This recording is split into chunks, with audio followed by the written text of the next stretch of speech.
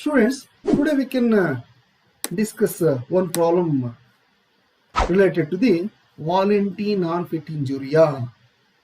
That means here this concept voluntary non-fit injuria, we can see this concept in the general defenses available to the defendant. So here you have studied, that means which are the general defenses available to the defendant. That means there are nearly 13 the defenses are there. That is act of God, voluntary non-fit injuria, that is private defense, and inevitable accident, acts of necessity, mistake, statutory authority, judicial acts, quasi-judicial authority, executive authority, parental and quasi-parental authority, exercise of common rights, acts causing the slight harm. So these are all the general defenses available to the defendant. Likewise, it can be called as the justification of tort also.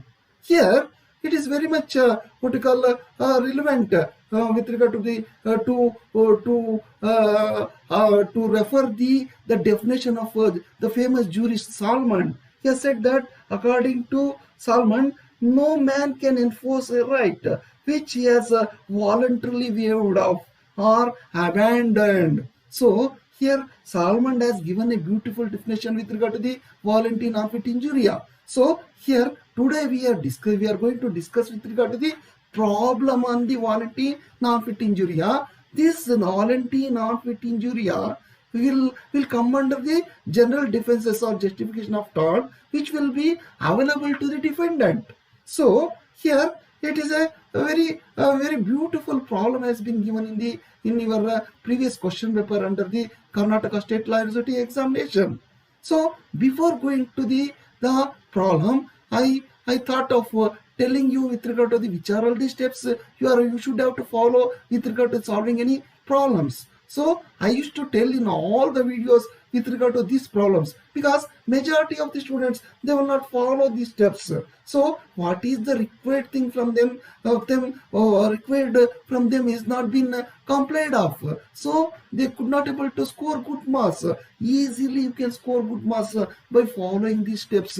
Either you can follow FIRAC or IRAC, ILAC, or another method is there. Another method is there, that is PQRLM method. Here I don't want to go with regard to the other methods. Just I can concentrate only with regard to these simple aspects. That is, you have to highlight the facts. That means you have to simplify the facts which has been given in the problem, and you have to frame the issues. Here you can frame one issue or the more than one issue. That means depending upon the what has been given in the problem, you have to frame the issue. That is, in all my videos I used to tell you what is the importance of this issue. If you go to the final year, at that time you have been asked to do the practicals. So under moot court or mock court, at that time you should know this value of this issue. That means what is the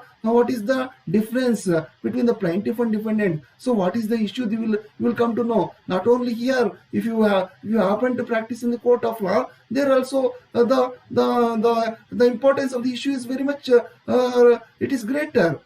So after framing the issues, the next aspect we have to see is that is a rule. So under rule we have to see the provision of law or the rule of law, or here we have to write the decided cases and we have to write the sections. So in law torts we don't have the sections. So here we have to write the provision of law, and next aspect is analysis. So in analysis we have to discuss all these facts, issue, rule, and we have to analyze these things in a very justified way, legally justified way. Then we can go for the conclusion. But normally the students, they jump into conclusion. So if they jump into conclusion, then there are less chances of getting the total marks or full marks. So in 80-20 scheme, you are having the nearly 30 marks is meant for these problematic questions. That's why students, please understand this the importance of this problem solving. Here it's not like the theory way of answering the questions. So the students, they tend to write the answers like theory answers for this essay for this problematic type of questions. Today let us see the problem on voluntary non-fit injury, the aspect. Here, what is the thing? What is what we can see here? We can see the problem. This has been taken from the Karnataka State Law University, the question paper. Here, there is this is problem with regard to the voluntary non-fit injury aspect. So, which comes under the general defenses or justification of tort. Here we can let us go to the problem. Here Raju was an employee in a stone quarry. He was testing some explosives in the site without wearing precautionary coverings, which were provided by the employer.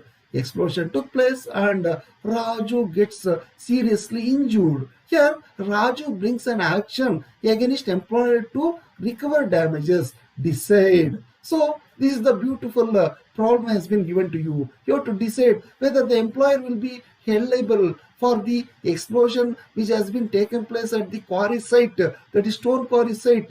Here employer has provided all the safeguards to the employee Raju, but he has not wore the safety kits. So whether employer could be held liable. So this is the thing we have to see from this problem. So, what is the next step of our the steps of problem solving? We have to simplify the facts. So here Raju was an employee in a stone quarry and his job includes explosive testings used at site or place of work, and employer provided all equipments of precaution to be taken. Raju has not wore precaution equipments. There was a blast. Raju suffered an injury due to blast. So in this way we have to simplify the facts. Then we have to frame the issue whether employer could be held liable for the damages. So on the basis of these facts, whether employer could be held liable for damages. The simple way of framing the question, framing the issue. So this is the thing we have to discuss under this problem. So what is the provision of law is applicable here? Applicable provision of law is general defenses available under the tort. Just I have told you here voluntary non-fit injury. So at the same time the exceptions will also be applicable here. That is science, non-stay, valence and decided case law is Smith versus Baker. So these things we can see with regard to the provision of law. That is here applicable the provision of law is that that is voluntary non-fit injury, and we know the meaning of now voluntary non-fit injury. So here we have to discuss the exceptions with regard to the voluntary non-fit injury. So here the exceptions are that science, non-est, valence. So here what it says here, mere knowledge of risk is not enough. Mere knowledge of risk is not enough. Here knowing is not always voluntary. That is these things we should know. That means there are certain exceptions are there with regard to the voluntary non-fit injury. That is the exceptions are that is rescue cases under the Unfair Contract Terms Act of 1977, and certain aspects are there. Here we can include this.